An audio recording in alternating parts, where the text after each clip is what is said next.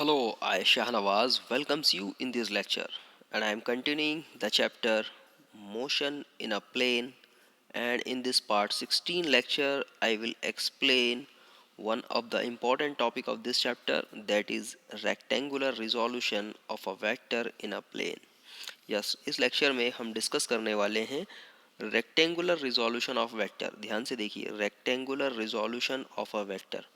इसके previous lecture में हमने रिजोल्यूशन ऑफ वेक्टर देखा था और हमने समझा था कि अगर कोई वेक्टर किसी प्लेन में लाई करता है और अगर हम उस वेक्टर के कंपोनेंट पता करना चाहते हैं, इट मीन्स कि वो वेक्टर किन दो अदर वेक्टर्स का कॉम्बिनेशन है या किसी और वेक्टर्स के कॉम्बिनेशन का रिजल्टेंट है। अगर हमें उसके कंपोनेंट पता करने हैं तो हम उस वेक्टर को रिजॉल्व करते थे उसके रिस्पेक्टिव कंपोनेंट्स में। उसका कॉन्सेप्ट हमने प्रीवियस लेक्चर में देखा। आज हम डिस्कस करने वाले हैं रेक्टेंगुलर रिजोल्यूशन। इट मीन्स कि हम वेक्टर को थ्री डायमेंशनल एक्सिस, जो हमारा थ्री डायमेंशनल एक्सिस होता है, आप समझते हैं इस तरह से, ठीक है, उन थ्री डायमेंशनल एक्सिस में हमारे वेक्टर कंपोनेंट को हम रिजॉल्व करने की कोशिश करेंगे। तो इस डायरेक्शन में जो हमें कंपोनेंट मिलेंगे, इन परपेंडिकुलर डायरेक्शंस में आप देख सकते हैं यहाँ पर तीन परपेंडिकुलर डायरेक्शन है। The first one is a X axis, the another one is a Y axis and the third one is a Z axis. ये तीनों की तीनों जो डायरेक्शंस हैं एक्स वाई और जेड, ये तीनों एक दूसरे के रिस्पेक्ट में परपेंडिकुलर हैं। और अगर हमें किसी वेक्टर के कंपोनेंट इन परपेंडिकुलर डायरेक्शंस में अगर मिल रहे हैं या फिर अगर हम किसी वेक्टर के कंपोनेंट इन परपेंडिकुलर डायरेक्शन में कैलकुलेट कर पा रहे हैं, तो डेफिनेटली हम उन कंपोनेंट्स को कहेंगे रेक्टेंगुलर कंपोनेंट्स। और वेक्टर का इस तरह का जो रिजोल्यूशन है वो कहलाएगा rectangular resolution of a vector. तो चलिए शुरुआत करते हैं। The resolution of the vector into two mutually perpendicular vector. ठीक है, अगर हमारे पास कोई वेक्टर है और उस वेक्टर को हम दो म्यूचुअली परपेंडिकुलर वेक्टर में रिजॉल्व कर रहे हैं, so it is called the rectangular resolution of the vector in a plane, या हम इसे दो डायमेंशंस भी कहेंगे। ऑब्वियसली वो जो जो वेक्टर्स मिलेंगे हमें, ठीक है, ऑब्वियसली वो जो वेक्टर्स कंपोनेंट मिलेंगे हमें, वो किसी न किसी दो डायरेक्शन के अलॉन्ग होंगे और डेफिनेटली वो जो दो डायरेक्शंस के अलॉन्ग वेक्टर्स होंगे वो उन रिस्पेक्टिव कंपोनेंट्स की डायरेक्शन को भी डिफाइन कर रहे होंगे। फॉर एग्जाम्पल कंसिडर करते हैं हम एक वेक्टर ओ आर। सपोज किसी पर्टिकुलर प्लेन में कोई वेक्टर लाई कर रहा है ओ आर। आप देख सकते हैं यहाँ पर ये ओ आर वेक्टर है और हमें इसके रिजोल्यूशन पता करने हैं। इसको रिजोल्यूशन करना है, हमें रिजॉल्व करना है और इसके रिजोल्यूशन या रिजॉल्विंग कंपोनेंट हमें पता करने हैं। तो सपोज़ ये जो वेक्टर है ये हॉरिजेंटल एक्सिस से सपोज़ इसने इंक्लाइनेशन बनाया हुआ है या फिर एक एंगल बनाया हुआ है, दैट इज़ ए थीटा। ठीक है, सो सबसे पहले हम करेंगे consider. So consider the vector OR has to be resolved into the two component vector along the direction of two mutually perpendicular component vectors along the direction of x axis and y axis. So let us consider कि ये जो vector है O are, इसको आपने दो mutually perpendicular, ये mutually perpendicular आप देख सकते हैं एक दूसरे के रिस्पेक्ट में परपेंडिकुलर दो कंपोनेंट में हमने इन्हें रिजॉल्व कर लिया है।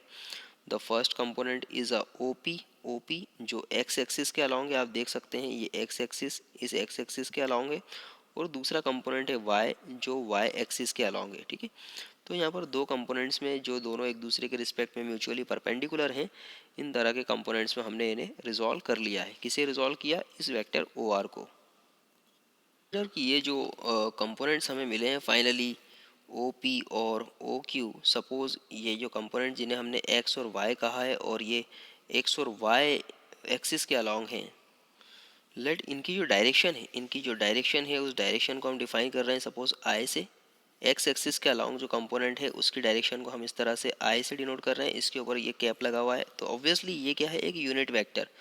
हमने पढ़ा है प्रीवियस लेक्चर में यूनिट वेक्टर के बारे में कि unit vector is basically used to denote the direction of any vector. तो यहाँ पर ये जो x है, x बेसिकली क्या हो गई? इस कंपोनेंट की वैल्यू हो गई।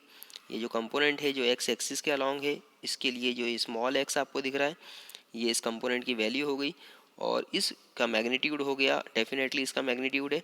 और इस मैग्नीट्यूड की डायरेक्शन को डिफाइन कर रहा है ये यूनिट वेक्टर i, और इस i के ऊपर ये कैप लगा हुआ है, ऑब्वियसली ये इसकी यूनिट वेक्टर को डिफाइन कर रहा है। इसी तरह से जो वर्टिकल कंपोनेंट है, जो सेकंड म्यूचुअली परपेंडिकुलर कंपोनेंट है, जिसे हमने स्मॉल y कहा है, तो ये जो small y is basically defining the magnitude of this vector. इस वेक्टर के मैग्नीट्यूड को डिफाइन कर रहा है, इसकी वैल्यू को डिफाइन कर रहा है। और इसकी वैल्यू के साथ में जब हम इसकी डायरेक्शन को डिफाइन करना चाहेंगे तो उसके लिए हम यूज़ करेंगे जे कैप। आप देख पा रहे हैं इसको, J cap. J cap is basically the unit vector in the direction of Y axis. ठीक है, सो let I cap and j cap be the unit vectors along the x axis and y axis respectively।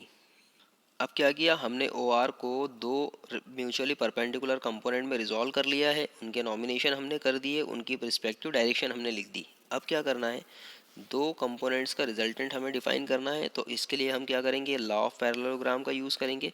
तो देखिए ये जो unit vector, जो हमारा vector है O are, इस वेक्टर ओ आर के आर वाले पॉइंट से, मतलब इसके टिप से हम परपेंडिकुलर ड्रॉ करेंगे इन दोनों एक्सिस पे। तो हमने यहाँ पर परपेंडिकुलर ड्रॉ किया, ये perpendicular R P on the axis X और ये perpendicular R Q on the axis Y. जब हमने इसको ड्रॉ किया तो ऑब्वियसली अब यहाँ पर हमें एक पैरेललोग्राम नज़र आने लग गया। इस पैरेललोग्राम का ये जो डायगोनल है, ये डायगोनल क्या शो करता है, resultant value. So from the point R drop the R P and R Q perpendicular to the X axis and Y axis, जैसा मैंने अभी कहा रिस्पेक्टिवली।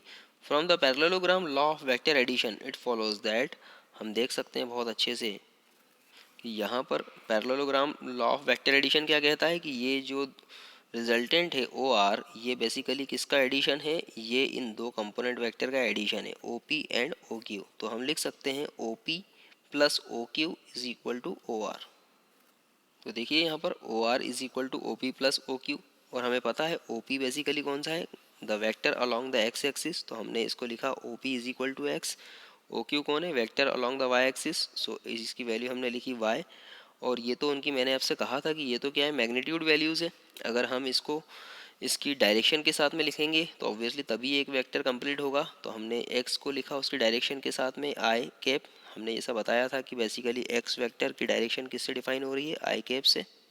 फिर से बता दूं मैं एक बार, ये जो वेक्टर एक्स है, ठीक है, वेक्टर एक्स, इसकी मैग्नीट्यूड वैल्यू स्मॉल एक्स है और इसकी डायरेक्शन आई। तो जब इसकी मैग्नीट्यूड वैल्यू और डायरेक्शन दोनों साथ में लिखेंगे तब जाकर ये वेक्टर कंप्लीट होगा।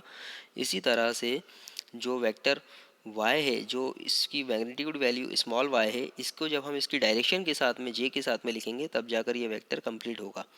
और ऑब्वियसली ये जो r है, ये r अपने आप में एक वेक्टर है। तो यहाँ पर कैपिटल R, या सॉरी स्मॉल r के ऊपर जो एरो दिखाई दे रहा है, ये शो कर रहा है कि ये बेसिकली क्या है, एक वेक्टर वैल्यू है। सो इसलिए यहाँ पर OP के ऊपर वेक्टर हमें शो कर रहा है, तो ऑब्वियसली इसकी मैग्नीट्यूड वैल्यू को इसकी डायरेक्शन के साथ में हम लिखेंगे OP is equal to X I, और इसी तरह से OQ is equal to Y J cap. ठीक है, अब यहाँ पर हमें पता है कि ओ आर तो बेसिकली क्या है, वेक्टर आर हमने लिख दिया, और ओ पी और ओ क्यू की रिस्पेक्टिव वैल्यू एक्स आई प्लस वाई जे हमने यहाँ पर लिख दी विद रिस्पेक्टिव डायरेक्शंस। अब यहाँ पर हमें बेसिकली ये जो बता रहा है, the equation describes the rectangular resolution of the vector R into the component vector X I and Y J. ठीक है, तो ये जो इक्वेशन है, ये इक्वेशन हमें क्या शो कर रही है, ये इक्वेशन हमें बेसिकली इस वेक्टर आर के रेक्टेंगुलर कंपोनेंट शो कर रही है। ये इक्वेशन हमें ये बता रही है कि ये जो वेक्टर आर है, जिसे आपने रिजल्टेंट वेक्टर कंसिडर किया हुआ है, ये एक्चुअल में एक्स आई और वाई जे का कॉम्बिनेशन है। मतलब component vector X in the direction of I cap and the component vector Y in the direction of J cap, इन दोनों का एडिशन कौन हो डिफाइन हो रहा है, वेक्टर आर। तो ऑब्वियसली यहाँ पर हम कह सकते हैं कि वेक्टर आर जब रिजॉल्व होगा तो उसके दो कंपोनेंट होंगे एक्स और वाई, और एक्स की डायरेक्शन होगी आई डायरेक्शन या एक्स डायरेक्शन, और वाई की डायरेक्शन होगी जे कैप या फिर वाई एक्सिस के along. So in practice xi and yj are called the respectively the x component and y component of the vector r। ठीक है, हम कह सकते हैं further the x y are called the magnitude of the two component vector, जैसा मैंने अभी आपको बताया। इसके अलावा अगर हम देखें थोड़ा सा, तो वेक्टर r जो था हॉरिजॉन्टल एक्सिस से इंक्लाइंड है। हम देख सकते हैं यहाँ पर vector r is having the angle theta with respect to the horizontal axis, मतलब एक्स एक्सिस के रिस्पेक्ट में। So if r is a magnitude of vector r and theta is an inclination with x axis, then from the right angle triangle OPR, अब वहाँ पर देखिए right angle triangle नज़र आ रहा है, आप देख सकते हैं ये जो राइट एंगल ट्रायंगल है OPR, ये राइट एंगल ट्रायंगल है। यहाँ पर देखिए, अगर ध्यान से देखें तो ये जो कंपोनेंट होगा ये भी y होगा, ठीक है, ये x है, ये r है, ठीक है। अब यहाँ पर अगर हम cos थीटा अप्लाई करें, cos थीटा हमें पता है क्या होता है, cos theta is equal to क्या होता है, बेस अपॉन हाइपोटेनियस, ठीक है, बेस अपॉन हाइपोटेनियस। तो यहाँ पर बेस कौन है, x आप देख सकते हैं, और हाइपोटेनियस कौन है, r। तो obviously cos theta is equal to क्या हो जाएगा, x अपॉन r।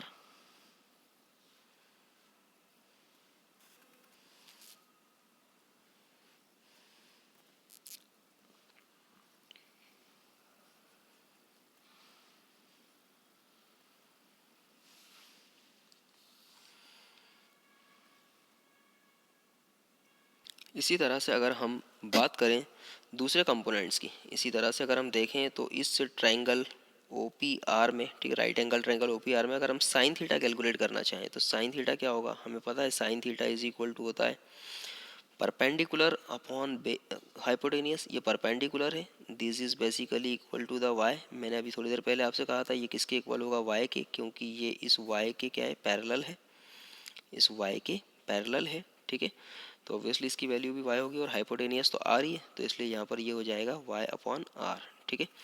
तो यहाँ से देखिए साइन थीटा भी हमें फाइनली पता चल गया। तो यहाँ से हम देख सकते हैं sine theta is equal to P R upon O R divided equals to Y upon R, या हम इसे Y is equal to R sine theta भी लिख सकते हैं, ठीक है। जब हम इसे क्रॉस मल्टीप्लाई करेंगे तो ये हो जाएगा R sine theta equals to Y, तो Y is equal to R sine theta. हमें फाइनली एक इक्वेशन यहाँ पर और मिल गई। ये इक्वेशन ये डिफाइन कर रही है कि अगर आपको आर रिजल्टेंट वैल्यू पता है, एंगल पता है, तो डेफिनेटली आप उसका वाई कंपोनेंट भी पता कर सकते हैं।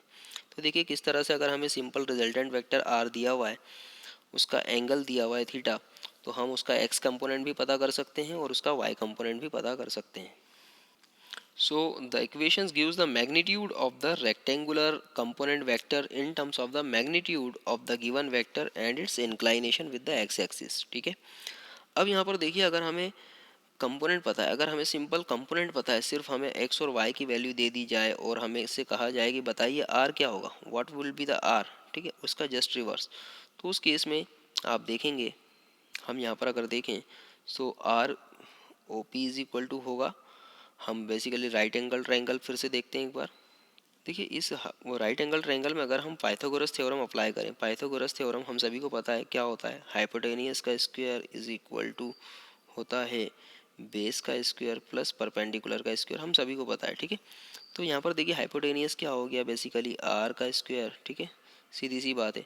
हाइपोटेनियस इज इक्वल टू हो गया R square, and then base की वैल्यू आपको पता है it is basically the X square, और यहाँ पर पी जो परपेंडिकुलर है उस परपेंडिकुलर की वैल्यू हमें पता है बेसिकली किसके इक्वल है, वाई, तो ये हो जाएगा वाई का स्क्वायर।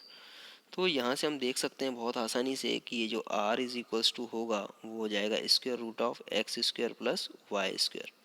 तो पाइथागोरस थ्योरम से हम फाइनली ये पता लगा सकते हैं कि अगर हमें दोनों कंपोनेंट दिए हैं x और y, तो हम किस तरह से रिजल्टेंट वैल्यू r पता कर सकते हैं। तो देखिए फाइनली आंसर आ गया हमारे पास, r is equals to X square plus Y square square root, ठीक है। तो ये जो रिलेशन है काफ़ी इंपॉर्टेंट है, ठीक है, to calculate the value of r if we know the value of x and y. So the equation gives the relation between the magnitudes of the vector and those of its rectangular component vector, ठीक है। सो काफ़ी simple सा lecture था, I hope आपको समझ में आया होगा, और काफ़ी इंपॉर्टेंट लेक्चर था ये, क्योंकि बहुत ज़रूरी होता है जब हमें कोई वेक्टर क्वांटिटी दी हुई होती है। ऑब्वियसली वो वेक्टर क्वांटिटी क्या है, कोई ना कोई फिजिकल क्वांटिटी हो सकती है, कोई फिजिकल पैरामीटर हो सकता है, और हम उसका इफेक्ट पता करना चाहते हैं अलग अलग डायरेक्शंस में, तब रिजोल्यूशन ऑफ वेक्टर जो है वो काफ़ी इंपॉर्टेंट रोल प्ले करता है। और कितना आसान हो जाता है जब हमें कंपोनेंट्स पता हो और हमें रिजल्टेंट पता करना हो, या फिर रिजल्टेंट पता हो और हमें इसके कंपोनेंट पता करना हो, तब हम इन इन जो रिलेशंस हमने देखे, मैथमेटिकल एक्सप्रेशन देखे, इनकी मदद से हम वो कैलकुलेट भी कर सकते हैं। तो काफ़ी सिंपल सा लेक्चर था, आई होप आपको समझ में आया होगा। अगर इसमें कोई डाउट है तो प्लीज़ इसे 2 से 3 बार ज़रूर देखिएगा, श्योरली आपके डाउट्स क्लियर होंगे। Otherwise you can comment to me about your queries, surely I will try to resolve. Thank you, thanks again. और आपने अगर अभी तक इस चैनल को सब्सक्राइब नहीं किया तो प्लीज़ आपको जो सामने फेस आइकॉन दिख रहा है उस पर क्लिक कीजिए और इस चैनल को सब्सक्राइब ज़रूर कीजिए। Thank you.